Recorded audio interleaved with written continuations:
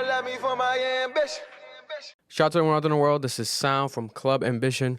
Welcome to the podcast. Very interesting segment today. You know, in the past, I have had on, multiple different individuals that I find interesting. And the timing of this one is definitely particular to, I would say, tax season. And also because of the fact that recently I've had a lot of more coverage on financial stories, viral stories, and they've gotten a good amount of attention. So a reminder, though, I'm not a financial expert. I'm a journalist, comedic YouTuber. But we have in the building today this gentleman who we have a mutual friend. He is known as a very informative East Coast man that gives great financial tips on his platform via his services. So we're here today to talk to him and get his story. He goes by, introduce yourself to the people. Welcome to the platform. All right, what's going on, guys? For those of you who don't know who I am, my name is Daraine Delevante. I'm your favorite consumer law expert. Now, disclaimer, I'm not a lawyer, that's number one. I'm not a CPA, so I don't give legal advice. Go to your lawyer or your tax professional for those advice. What I can tell you is what has worked for me, what I do know, what I've been doing. And guess what? Due diligence is important. So make sure you go and do your due diligence on anything that you hear that might pique your interest. Go do some research on it. Go get in touch with your professional. Now, what I do is I teach people how to repair, rebuild, restore their own credit using consumer law. And I also crack the code to making credit repair easy from the comfort of your own home without ever having to go to the post office to mail out a single dispute letter. So my job and my promise to you is by the end of this episode, you will come to the conclusion that, guess what? One, credit repair is not expensive. You can do it from your home. You don't have to pay anyone to do it for you as long as you're willing to learn and take your own credit and finances into your own hands. I got something that you can start using today for only $1 to start repairing, rebuilding, and restoring your own credit. Amazing, amazing intro. Yeah, but talk to the people. Like, where does your story start? Like, who is Daraine the person? First of all, how old are you? I'm 33. You're 33. Wow. Okay, you look younger than 33. When it comes to your story of being, I've done my own research, but for those who don't know, where are you originally from? Mm-hmm. So I'm Jamaican, right? I wasn't born in this country.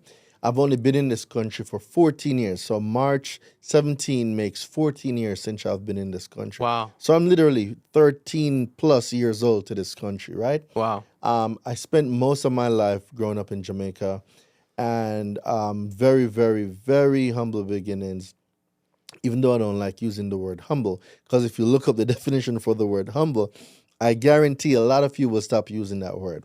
But very, very modest beginnings. Grew up in Jamaica playing marbles, running around with slingshots, running around barefoot, playing soccer. Well, we call it football back home, but over here, I guess, y'all call it soccer. Quite a cultural shock coming over here. The first place I ever came, believe it or not, when I came to America was in New England here, and I went to New Hampshire. Wow. Yeah, so I worked at a Dairy Queen up there, bro. I've never experienced cold like that in my entire life. It's different up there. Oh, it is different. That's for sure. Different. A different level. Dude, I was so cold, like my bones were cold. Yeah. Never felt that type of cold before, Yeah, but yeah. eventually you realize that over here is, no matter if it's raining, snowing, hailing, tornado, you got to go to work. Yeah. And it's one of those things in my earlier years, my younger years, where I still had a mom back home, my sister, all my family's back home. My son's here, but for the most part, everything that I worked, I was sending it back home to make sure that I could alleviate the pressure because my mom, single mom, 5 kids, I was doing my part as the second oldest to make sure that my siblings were good. I'm taking care of my mom the best way I could. Yeah. And you don't like to assume. What's your background? Are you Spanish? Yeah, I'm Dominican. My family's fully Dominican on both sides. Yeah, Dominican Republic. Both immigrant parents from Dominican Republic. Yeah, So you still have born family here, though. back home? Yeah, I have a lot of family back home, but I was born here. But then I was taken back over there and raised for about 3 years, and then brought back here. But yeah, I still have family, but a lot of them thankfully have come here. But I definitely have family back home still in Dominican Republic, So you DR. know what it's like being able to work and send money back home to Yeah. take care of grandma, to take care of whoever you have back there. You know what Yeah, it's like. 100%. And a lot of people can't relate to it because a lot of you were born here. You don't have family overseas that, you might be the sole breadwinner and everything that you make and you earn all those overtime is going back home to make sure that your family is good. So a lot of you won't be able to relate to that, but then there's a lot of you that can relate because we are immigrants, whether we are first generation or second generation, we still have family home that we're taking care of. We came here for the American dream. We came here to make our lives better. And that's how I got, by default, introduced to credit because I was being told no everywhere. Don't have no credit, can't do this, can't apply for this. And back home, I don't know if it's the same in DR, but it's either you got your money or you don't. Yeah. There is no credit bridging the gap between the have and the have-nots. There is no credit system. So my mom was guaranteeing everything because, dude, I was going to go to med school, right? And I decided that if I go to med school, I would have wiped out all the money my mom had, all of it. I would have wiped it out.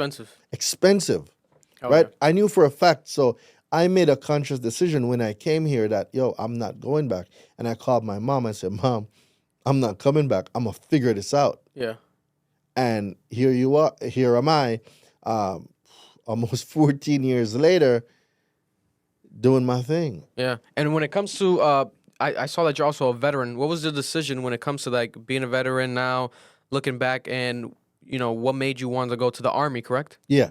So being in the military, so when I got my green card, dude, I don't like going to immigration. I don't like it. I don't think no one should have that level of control whether I stay somewhere or not. So at a young age, I was like, how do I not have to deal with immigration? Well, you can wait 7 to 10 years and go apply to be a citizen, or you join the military and get the stuff right now. Wow. So I made that decision to join the military because I didn't want to deal with the whole green card issue. So joined the military, got my citizenship, and I'm still in the military to this day. Oh, wow. Yeah. Really? So I joined the military in 2012, March 16 of 2012, and here, still here. Wow. So I didn't realize that. Like, obviously you can assume, but I didn't know like that expedites the process when it comes to the green card and the immigration status. I think that's a pretty cool way to go about it. But obviously risky if they do need you for like a war. You can be called in at any time that they decide to. But you didn't have to, like, you didn't even have to do anything of that nature. Like, what's the most... I did deploy. I deployed in 2020. I went to Kuwait. But it was one of the best years of my life. Really? Why? Best year of my life. So in 2018, the end of 2018, I started studying financial literacy. Yeah. 2019, I kind of started working on myself, developing my mind. Because before anything happens, you got to have a new mind. Yeah. The old you have to die. I'm going to say it again. The old you must die for a new person to be born. So I had to literally kill the old me. Start educating myself, getting my mind right, just developing myself as a person. Because before I was very negative, pessimistic, like all the stuff you could think of. I was that person, and I would not tap into the laws of the universe that attracted what I wanted to me. I would repel them because of my negativity. Now, after reading Rich Dad, Poor Dad and Napoleon Hill's Think and Grow Rich, I was able to recondition my mind. And in reconditioning my mind, I was able now to comprehend how things actually work. So forward 2020, deployed, being in Kuwait, dude, I was reading 5 to 8 books a month. Wow. Yeah. Yeah. I was going through them like books were going out of style, bro. So at the end, I got through 140 books. Wow. Right? In 2020. And dude, it was one of the most amazing things I've ever done. And a lot of people, they're not willing to, they want things, right? They want wealth, they want success, they want to live their best life, but they're not willing to do what it takes to get there. In order for you to have anything in life, there must be a trade-off. Something got to get traded. You got to either trade time, money, or both. But something got to happen. If you don't, you'll just be like the 95%, just a regular person. 100%. And what made you, your main, as you highlight, main focus is the consumer law, right? But what made you decide to not go to like a law school or go to like the traditional way and just do it yourself independently? What was the decision with that? Because a lot of people, they obviously face the idea of the criticism. They think everything has to just be straight through, school, like schooling. Me, luckily, I went to the College of Business. I did get a business degree, but prior to that, I already was doing business, and right now I'm still doing business. But I do see where in some rooms and certain things, people look at you different when you do have a business degree. You yourself didn't go to school for this, so some people might be like, "Hey, why should I even trust this guy?" What would be your answer to that? Well, a man with receipts will never be at the mercy of naysayers, charlatans, and people that are agents of misinformation, right? So if I'm saying something and I'm telling somebody something, I got receipts for it. That's number one. Number two is you don't need to go to school to be successful. Dude, I got a high school diploma. Put me on any stage with any consumer lawyer. I can hold my own. You get what I'm saying? So school is important. It is important. If someone wants to be a lawyer, go ahead. But, dude, for me, even with a high school diploma, dude, I'm making more than 90% of these lawyers. You know what I'm saying? So being true to who you are and dedicating the time to learn what you need to learn. It's the same thing, self-education versus going to school for an education. I chose to have real people teach me that's doing the thing that I want to do. You get what I'm saying? Yeah. So I could have gone and did regular credit like everybody else, or I could have said, hey, I'm going to go to law school. And for what? Yeah. So for me, I chose the path that most suited my type of personality. So I found real coaches. And if you read Rich Dad, Poor Dad, Rich Dad had real people that did the things that was his advisors. So I did the same. So right now I have one of my coaches, and one of my coaches, like he does like $5 to $7 million on the stage. He's closed that in 30 minutes. No law school is teaching you that. You know what I'm saying? Marketing, branding, being able to present your offers, holding challenges, holding conferences. They don't teach you that type of stuff at law school. Yeah. So I learned from real people who are doing the real thing, not just some professor in a classroom that probably never owned a business that's teaching people about business. Yeah. And would you consider ever, so is out the question completely to even go now, maybe in the future, or to school for it at all? For me, that would be a waste of time. Yeah. Right? Because my talents come from creativity. It's a gift that the creator gave me. Now, if I need a law firm, I just either go buy a law firm or partner with a lawyer that's able to own a law firm. Yeah. So for me, I look at things from a different point of view. I don't have to be the one wearing the hat, where I could just hire someone to fill that role, appoint them CEO of that company, and they handle that. Yeah. Okay. So I take a different approach to things now as I learn business and management. Like, look at, for example, Grant Cardone. Dude has over 150 companies. There's no way he went to school for all of that. He found smart people, people, to run these organizations. So that's it. I'm president, you're CEO, run the company. We do our quarterly meetups. Tell me what's going on in the company. Everybody wins. Yeah. So the difference between how entrepreneurs think and the regular people, because you got A students, B students, and C students. A lot of A students work for C students. When you're creative, you're in the B and the C, right? That's where you are. And the more technical person, you'll find out that they are the A students. So we all have our different gifts. And my gift is to be a great leader that can provide clarity and insight and have smart people run my organizations. Okay. And when it comes to the consumer law, you highlight a lot just the idea of credit and what you can help people when it comes to credit. Break down, in your opinion, why credit even matters in this country. You know, there's a famous quote by Jay-Z when Jay-Z rapped about on 444, a story of OJ. He says, "You want to know what's more important than throwing money at a strip club? Credit." You know, and for the younger generations like myself who were, fans of Jay-Z, when you started hearing lines like this and, it kind of made you, I'm 25 years ago when this came out. I was like, oh, it made me look more into credit as I'm becoming an adult. But why does credit matter? And you being someone that's very educated and teaching people on credit, what is the value of credit in America to you? The revolving capabilities of credit. See, when you have your cash and you throw your cash and you spend your cash, it's done. With credit, it's revolving lines, right? So what that simply means is if you use it, once you pay it off, you have it to use again. So why not use a vehicle that's insured by the banks because the banks protect their credit cards, right? And what that simply means is if I have a debit card and my debit card gets compromised, I'm on the hook.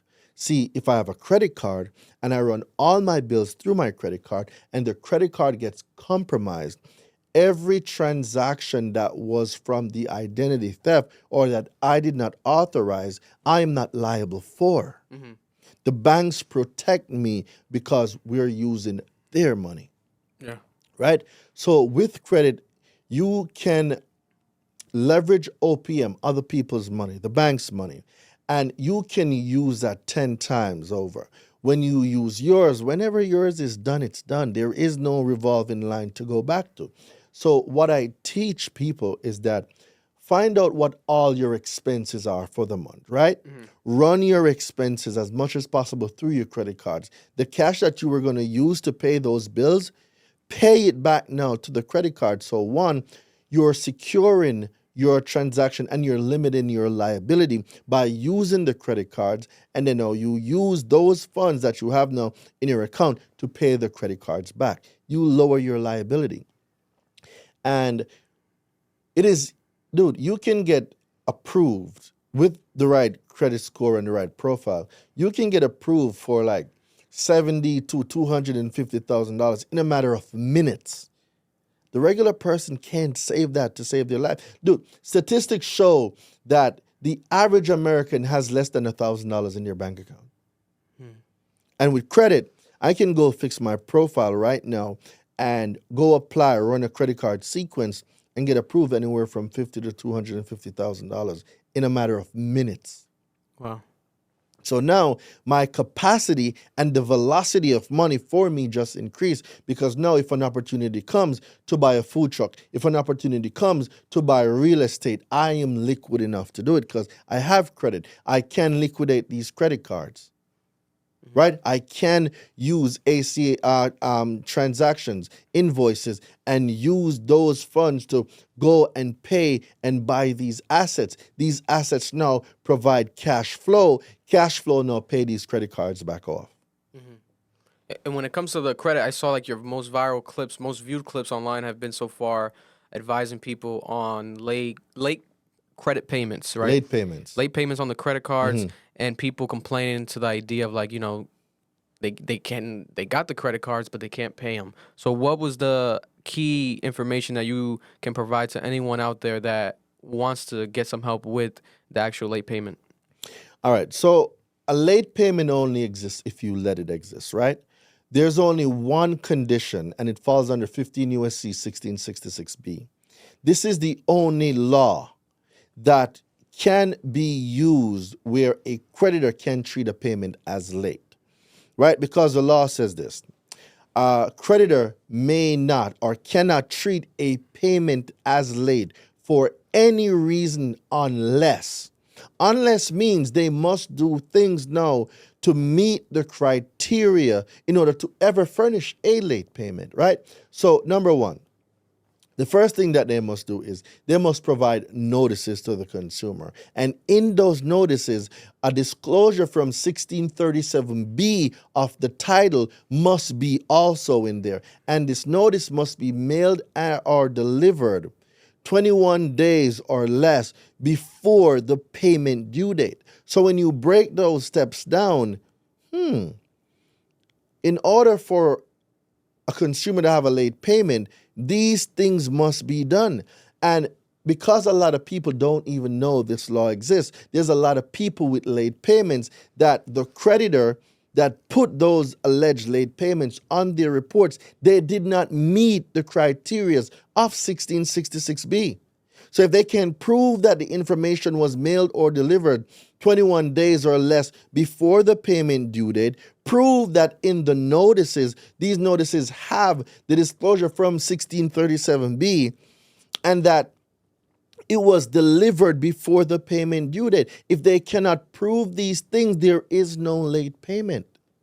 And it's not just, oh, we sent you a statement in the mail. No, I need you to prove that this was done. So now I am requesting in good faith, Person Rule 1002, the information, whether the certified mail or the tracking number, to prove that these items were delivered and that the notice from 1637B was delivered. And then now I'm going to pull up to the creditor with that, and I'm going to go over to the consumer reporting agencies, which is Equifax, Experian, and TransUnion, and I'm going to ask, hey, this late payment is inaccurate on my credit. And if they come back with the word verified or validated under 15 U.S.C. 1681 I-6B3, a consumer can now request the procedure that was used to verify the information. So now, if they say it was verified, it means for something to be verified, it must be able to be proven as true. So that also means that the creditor supplied the correct information per 15 U.S.C. 1666B, right? They provided that information per 15 U.S.C. 1666B. That one, the notice was sent out, the type of notice, the notice included the information from 1637B, all of it, and 3, it was delivered 21 days or less before the payment due date, and it was mailed or delivered to the consumer. So now I'm requesting the certified mail number or the tracking number to prove that.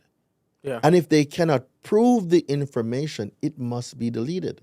15 U.S.C. 1681 I-5, it must be deleted if they cannot prove it, right? So now, the burden of proof is not on you, it's on them. If they're going to furnish it, 15 U.S.C. 1681 EB, a consumer reporting agency must have procedures in place to make sure that the consumer reports have maximum possible accuracy. Well, what does accuracy mean? All values correct. They cannot furnish inaccurate items. Inaccurate items must be deleted. That is law. And that is it limited to any amount, or is that pertaining to like any amount of a late payment where the law in that case would work? Payment. Really? Wow. Any late payment. Wow. So when I tell people that late payments don't exist, they only exist if you want them, because you can challenge it. And this is why I came up with a late payment script that anyone can use. One of my students right now, Elaine McCoy, right now she is the current record holder for getting a late payment deleted in 1 hour and 40 minutes. Wow. So for anybody right now that got late payments, it's simple. All you got to do is text the word late payment. Just text the word late payment to 917-993-5238. Y'all will get a link. Go ahead, read the script, go run the play.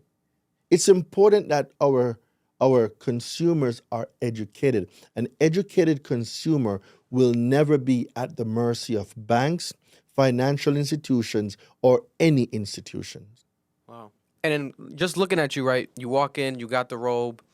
You know, I'll put the wider screen, they can see like the watch, right? And then maybe if you want to lift up your feet, show people what you got on. He got the Ricks on. He got the Ricks, you know what I'm saying? So just that idea of like you, right? Someone walks in or they see you and they might say, hey, this guy, you know, very flashy, and he happens to help with credit, etc. Right away, the stigma of a scammer gets thrown on you. Oh, because they're still confused about money. So anybody that's calling people a scammer, you're still confused about money, number one. And number two, I'm too late to scam you. You've been already scammed by the government and the system. You've been scammed by school. So if you're calling me a scammer, I'm too late because y'all the same person that's talking went to school, got a degree for $50,000 to $100,000 that now you're only making and working at a job $35,000 to $40,000. Dude, you've already been scammed. I'm here to show you the way. So if you decide that, oh, he looks like a scammer, then by all means, go ahead. I'm not here to prove anything to you. What I will show you and point you into the direction is whatever I am saying, you can go Google it. It's very simple. So the reason why I have on the robe is, dude, I've cracked the code to making credit repair easy from the comfort of your own home. You don't have to leave your home to go mail out any dispute letters. You don't have to lick envelopes anymore. You don't have to go get certified mail stamp. Like, you can do credit repair in your robe from the comfort of your own home without ever having to go to the post office to mail out a single dispute letter. And what that simply means is I launched my consumer law credit repair dispute software. It's the only one of its kind, 100% consumer law based, where AI technology is used to analyze the consumer report, give you three choices. One, you can use letters from the letter library that I make, not templates you can find online unless it's my website, that I make. Two, you're able to modify any letter you make. And three, you're able to generate AI-generated letters, meaning that if the negative item being disputed is about collections, the AI can generate a collection letter taken from the Fair Debt Collection Practices Act. It's a game changer. And anybody watching right now, for just $1, they can sign up for 14 days and go use the software. Go start repairing their credit. All they got to do is text the word AI, which is artificial intelligence, text the word AI to 917-993-5238. So that's AI to 917-993-5238. And if you don't like it, cancel it.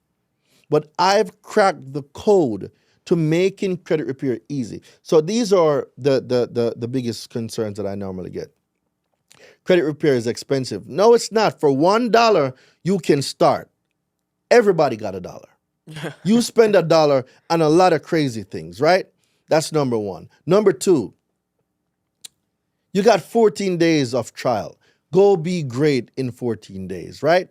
If you like the software, continue going on, dispute and delete all your negative items. If you don't like it, cancel it, right? It's simple.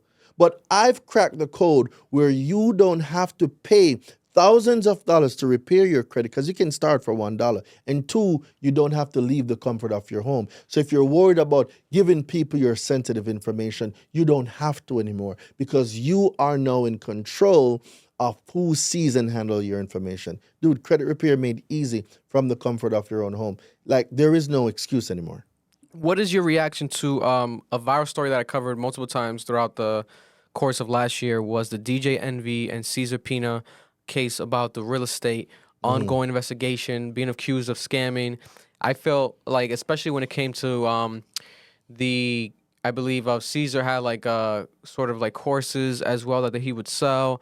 I feel like when all that happened, it left a bad taste in the black community's mouth and the people of color's just mouth as far as independent, actual, course sellers or just people who are educated on a certain topic like yourself.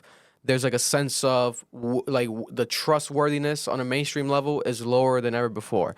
Right? It should be low. It should be low, and people should scrutinize and people should investigate things before they jump into it. Go Google me online. Go read about me. Go do your research on me. I'm not telling anybody on here to join my program. I'm not. But I will tell you that I am the best choice you have in getting whatever you have on your credit deleted. That is a fact. I got receipt for days. Now, when it comes to Caesar and Envy, I don't really have a personal opinion on the matter because it's definitely not my lane, not my business, so to speak. Yeah. But what I will say is this. I think they might have meant well in the beginning, and somewhere along the journey, something might have changed. I wasn't there. I'm not a part of it. I've never joined any of their program. That is just my thought on it. But I do believe that dishonesty dishonesty is not a thing that we should glorify in our community. And one of the things that we need to do better at, instead of crucifying everybody, let's give people an opportunity to redeem themselves. So if someone did something that is wrong, give them an opportunity to redeem themselves. If you take people's money and you didn't deliver, give them back their money. You get what I'm saying? Yeah. Don't hold people's money and you didn't deliver. Give it back and go apologize. Yeah. So that's my belief on it. Yeah, I could see that. I could definitely see that because, you know, there's always cases like that. Like last year, Logan Paul also had a huge case. He's like a big YouTuber where it was like Bitcoin related or crypto related. But now this year he's starting to finally pay people back and everything. And I feel like people are kind of like now becoming more forgiving of him. So I could see that argument definitely working.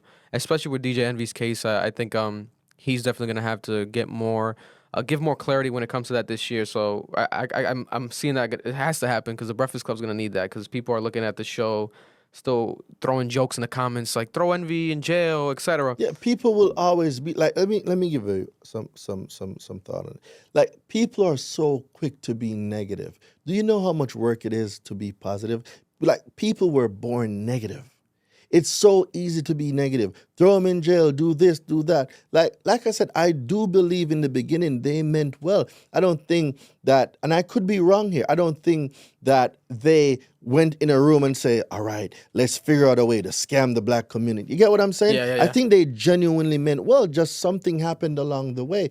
But it's up to a leader to also recognize, like, man, I made a bad move. Let me go back, let me go fix this, and let me go let my people know, hey, I apologize, I messed up. Whatever monies I took, I'm giving back.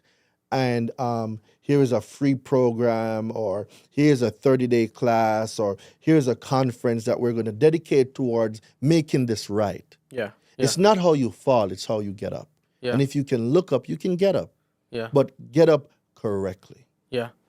And speaking of doing research, so when I looked you up, one of the main things that I also saw on YouTube in recent times was this. He's a YouTuber. He goes by Pocket Watching JT. Pocket Watching JT. So I would say for the actual situation, I don't think he necessarily accused you of scamming. I would say it was accusing you of misinformation, providing misinformation. The title of the video said, "Your advice."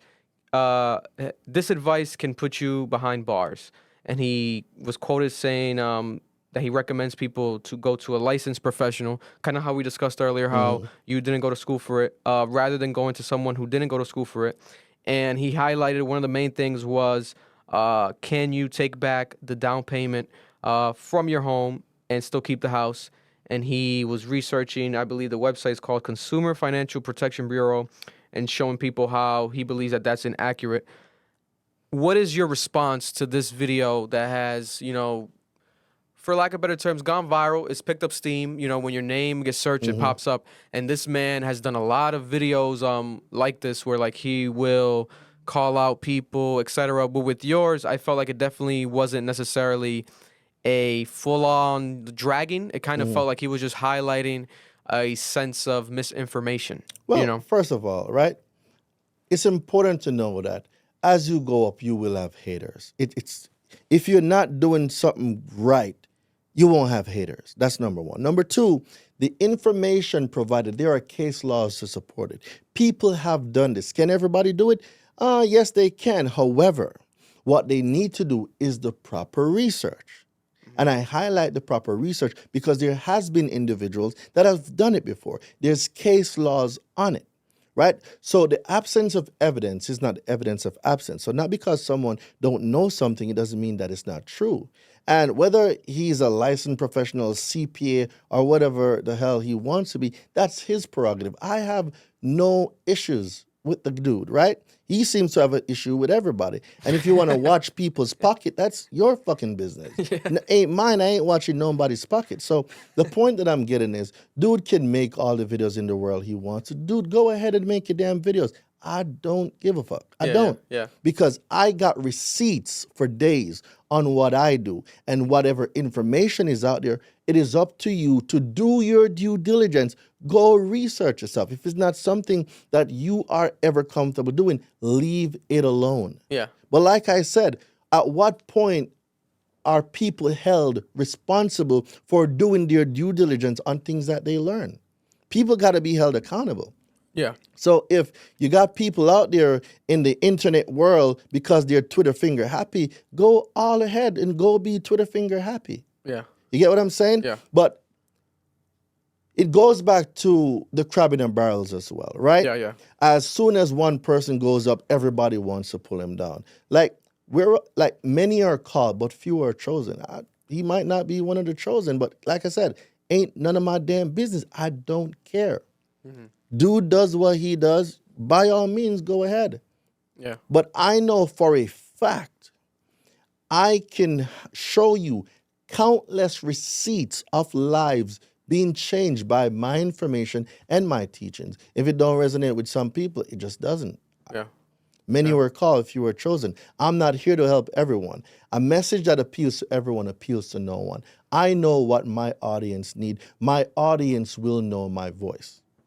Yeah. And when it comes to just him and his platform, would you ever be open to maybe if he does reach out to you? I'm not sure if he has at all. Has he reached out to you? Maybe. Don't know, don't care. So you wouldn't be open to like going on his platform? I know sometimes he's had people on that he's called out to like just have them re-on and then maybe clarify it, justify their case, and then maybe obviously in his case it would make him look like, oh, he was wrong, or it might be the other way around. Would you ever be open to that if he does reach out? It's not about right or wrong. There's certain ways to handle it.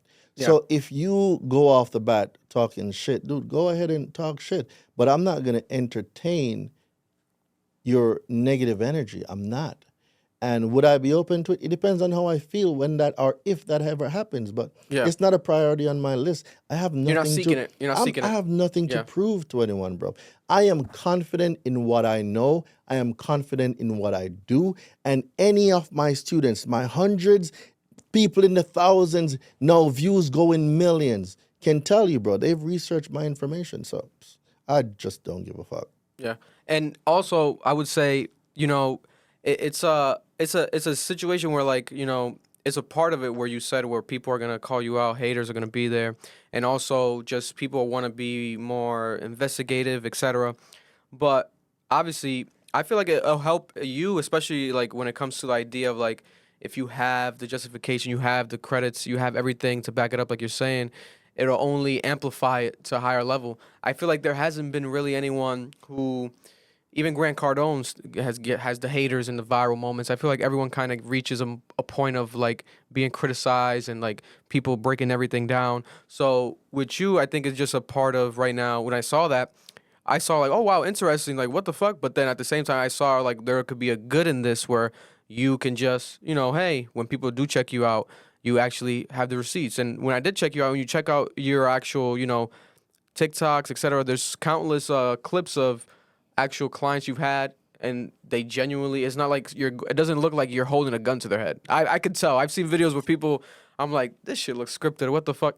But yours definitely did not look like that. I could see the clients are happily Real satisfied. people, They're time. real people, real time, organic conversations. So, I definitely saw that and definitely wanted to highlight that because I was like, damn, this pocket watching guy. And I wish that he, JT would provide someone also like, But hey. this is why he does the content, because now we're speaking about him. Whoever is tuning into this episode is going to feed into the bullshit. That's why I don't pay the haters no mind, bro. I'm not here to send him no traffic. I'm not. I'm not here to drive him no leads. Fuck that. Fuck him too. I don't care. Yeah. So I respect that. Like, it's like you're saying, okay, let me go plant a negative seed and let me go water it. For what? Don't care, bro, at all. Yeah. Yeah. Listen, it's part of the game. I see. I definitely have my fair share of critiques and, You're gonna and have haters. them. And It's a part of it. It's a part of the business. Yeah, it's a part of it. And when you give into these types of comments and you make them relevant, what you do now is you're sending out signals in the universe that I am open to this type of negativeness. I'm not, bro. Yeah, yeah. I will not give it no time of day. I don't care. Why? Because at the end of the day, when you have your assignment and you're on your path, look at Jesus, right? His own boy turned him over for like 19 pieces of silver. His own boy that's seen him walk on water, that's seen him turn water to wine, that's seen him heal the sick. His own boy did that. Yeah. So it's like, if you're not doing something right, you're not going to have haters. And the fact that you have haters, it only shows that, you're probably on the right track. Keep doing what you're doing. Keep helping people. Continue to be great. Because the number one thing about being great is how much life can you change? Dude, do you know what it's like getting those phone calls, reading those DMs and emails where someone is saying, I finally got approved for a home. Yeah. Right? For years, I've had this charge off and these late payments. And after being with you for 1 week, I was able to get those off my credit. Now we're moving into our home. I got a student. Her name is Stephanie. For years, she had collections, late payments, and charge-offs, right? And she met me not last December, the December before that, 2022. Yeah. By March of 2023, she was moving into her house. Wow. Right? So I do this for people like those, for people that wants to go and find everything negative to talk about. You're not the person I'm talking to. Whoever resonates with you, go with them. My message isn't for everybody. And if you're hearing the sound of my voice right now, and what I'm saying is not appealing to you, I'm not here for you to feel good. I'm not. The people that hear my message and the people that's willing to do their research and go execute on the information, I'm talking to you. Anybody else, go find somebody that works for you. That's it. My message don't appeal to everyone. It's not for everyone, because a message for everyone is a message for no one. And I saw, last question I have in mind, when it comes to a viral situation that happened recently, a topic about finance, and I would love to get your opinion on it. 21 Savage said in a Shannon Sharp interview, he said broke parents are better than rich parents because he believes that broke parents have more time for their children. What's your reaction to this, and what's your thoughts on this actual concept? I mean, it could go either way. A person's mindset and frame of mind and perspective is often as a result of the conditions to which they grew up, right? Yeah. For example, me. I didn't grow up rich, right? I am now, but I didn't grow up this way. So what does that mean? Well, I had a single mom, and there was 5 of us. My mom had to be constantly working. So I was the big brother at home with my smaller siblings. You get what I'm saying? Mm-hmm. So it's his opinion, and everybody's entitled to their opinion. But what I will say is, look at Grant Cardone and his kids. Like, I can't remember what's Grant's oldest daughter's name, but she's going to be a beast, right? Grant is filthy rich, and the daughter now, she's stepping in, she's speaking on stages, she's closing deals. Like, Rich Dad, Poor Dad. How Robert Kiyosaki and Mike grew up with Rich Dad he was teaching them business. So it's different strokes for different folks. All right, look at Serena Williams, Venus Williams, Tiger Woods. Best in the world, right? Kobe, best in the world. Curry, best in the world. LeBron, best in the world. Usain Bolt, best in the world. But they developed their skills at an early age, right? So when people say, oh, let kids be kids, that's bullshit. Kids need to be trained properly. And it goes back to, when you're rich, you're able to provide resources for your kids that you can't do when you're broke. See, a lot of people don't comprehend that life, there's a trade. Mm-hmm. There's a trade, right? It's either going to be time or money. If I'm out here making money, I don't have the time. But I will give you the resources you have to get what you need done. A person that got all the time in the world got no money. Mm-hmm. So you got to pick and choose your battles. Yeah. So I'm not going to say what he's saying is right or wrong. I'm saying to each its own, because I can see the potential in my kids. And I'm being rich, I'm going to develop those skills. Yeah. No, yeah, I definitely see both because like the idea of, I know there's plenty of broke people that are trying not to be broke, but they've been broke for years that are extremely busy. They work 3, 4 jobs. Hamster on a wheel. Yeah. So it's like it's not a solid argument. I feel objectively I could see how it could be from both angles, because even like a Nick Cannon who has I think like 12 children now, he still has been able to make time to raise them and be at their parties. I don't know how, but it might be the financial freedom he's gained himself, where he Correct. can fly out, take the jets. He doesn't have to wait in line at Spirit Airlines. He can take jet airplanes and like move them all near each other. Because of the financial freedom. So in that case, he's probably an amazing parent. And he's rich. So it's like, does it not make him a great parent because he's rich? But yeah, it's a very viral topic that people kept discussing. And to close out, any last thoughts overall? Anything you want to tell the people out there? You have the biggest audience in Rhode Island right now listening, and also obviously around the world. We have a big following in South Africa and everywhere on the internet. What's your last words for the people? So the greatest investment you will ever make is an investment in yourself. It's important that you believe in your dreams. Do not introduce your big dream to small-minded people. Don't take advice from people who's not doing the things that they're saying. So if you hear people talking about credit and they know nothing about credit, you probably shouldn't be taking credit advice from someone who knows nothing about credit. Not because someone went to school for something and have a bachelor or a master's attached to their name, it doesn't mean that they know shit either. Right? There's people. All right. Let's look at a few things. Bill Gates dropped out of school. Zuckerberg dropped out of school. Right? Cordone, I think he got like 1 degree in business and finance. Robert Kiyosaki dropped out of school. All the successful people, Elon dropped out of school. He was throwing parties at the house he was renting at school. And while he was doing that, he was building PayPal. Yeah. So you see what I'm saying? Like, school does not make a person bad, and school does not make a person good. It's all on the individuals. I know a lot of people right now with PhDs. Dude, I make more than people with PhDs.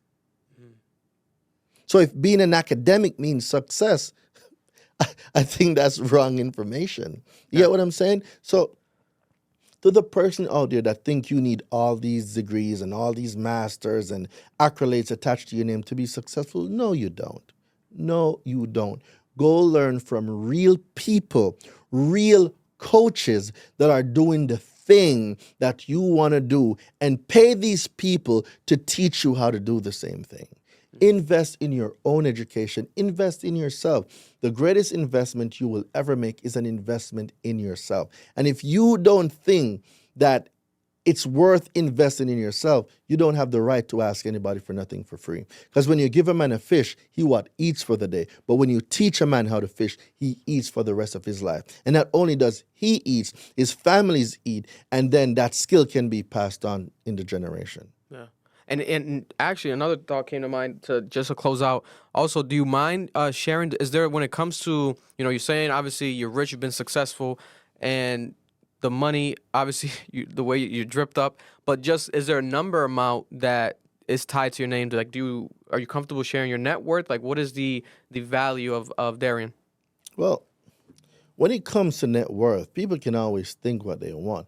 I ain't going to put it out there for the IRS. In my bank accounts right now, I like having the bank accounts at zero because when the funds come in, they go to work. I like pregnant money. I don't like money sitting around just looking. And the banks lending it out using fractional reserve lending where they're making 10, 15, and 20% off my dollar and I ain't getting none from it. So I like to put my money in assets, building a car wash, buying a gas station, buying a food truck, opening a software company. Those are the things that I rather do with my money. So when it comes to my net worth, my net worth is what it is, and we'll keep it there. There we have it. Appreciate everyone out there listening and tuning in. This is, again, a special segment from Club Ambition Podcast from this gentleman right here. Make sure to check him out. What's your social media again? Oh, great question. So you can find me on all platforms, Daraine Delevante. So that's Daraine, Delevante on YouTube, Facebook, Twitter, Twitch. I'm about to go on Reddit, Bigo, like Daraine Delevante everywhere. And a man with receipts will never be at the mercy of naysayers, charlatans, or agents of misinformation. You have nothing to prove. They gon' love me for my ambition.